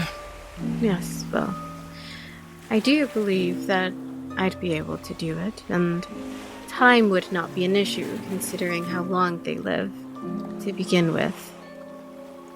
It is just that in return, he gave me, or was going to give me, the answer to a question. The answer to any question that I wanted, but only one. And I found that odd. And I want to be informed before I go into this. Yeah. Well, I can tell you right now, the deal that deal was going to come with more strings attached to it than I do on my former cloak that was disintegrated. Don't don't take that as me just, being slightful for that, but it is what it is, and I will let that go after I go home. But you are off the rip not going to be in a. You were going to be bound to whatever that gentle person was going. Whatever you were basically going to be binded by them in whatever way, shape, or form they were. So, I will, like I said, I'll draft up this so that way there is only the simple exchange, and that way you are not beholden to anything that you aren't fully aware of. And if he gives you, like I said, I'll be there, but if he gives you any shit for it, then don't take the deal. We find out what your question is by other means, with less strings attached to it. Yes, I would. I would still very much like you to be there, I think. Mm-hmm. But I will take care of this, and anything you can find out would be helpful. And I suppose I'll see you again in 3 days or so. I will see you in 3 days. Anything else you need, you have that to contact me. It will, I still haven't perfected it. It does give you a weird buzzing in your head to let you know somebody is writing on it. I need to figure out how to turn that into something else. But you will know if I contact you through it, and I will know if you contact me through it. As long as it is somewhere on your person. So just keep it in that backpack of yours. You're gonna see as Link will take it, and then he will put it on his left side into a little pocket that he has, right next to my heart. She sighs because it's like she finds some of this so just, you're too earnest for her liking, and she doesn't know how to deal with it. And so there's just this sigh as she does another one of those sendings, so you know she's talking to somebody in her mind. And the maid comes in with something, what looks like a business card. She walks over to you and bows before handing you the card. That is a business card from the family tailor. Go to them and have them replace the clothing or make you something entirely new. I will pay for it. Yes, okay, and that is a show of goodwill and all of that, and I would like you to leave my home now. You will see as Link will take it, and then we'll just take one final sip of the coffee and put it down, and we'll say, I will see you in 3 days' time, and I will be waiting on any messages you may have in the meantime. So, and then you're going to see as he raises his fingers up to snap like he generally does, and says, don't let the tabaxi keep your tongue. Snaps, goes right back into his tabaxi form, and then waves before he follows the maid on out. What is Morwen thinking as Link is leaving? Let's end with Morwen's inner monologue. She leans on the table, elbows on the table, fingers on her temples. Just like she knows it is a good deal. It is good to have him on her side. She has learned so much, and she knows that she is going to get so much out of this. But if he would just stop being so earnest and kind, would make all of these exchanges so much easier for her. And did she really just pay for him to get a new suit? Yes, she did. Just, she thinks she's, just tired. She's been talking so much word of deals and exchanges and things, and she is just going to go back to her study and start reading up on that book on the plains that he gave her, and stop thinking about people for a bit.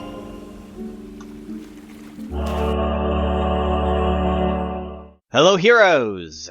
Eric here. We hope you enjoyed this week's episode of Somebody's Heroes. If you did, be sure to follow us over on Spotify or wherever you get your podcasts so you don't miss the latest chapter.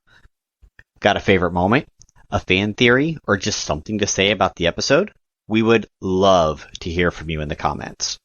And we hope that you'll join us next Tuesday as we march closer to the fall of Taliva.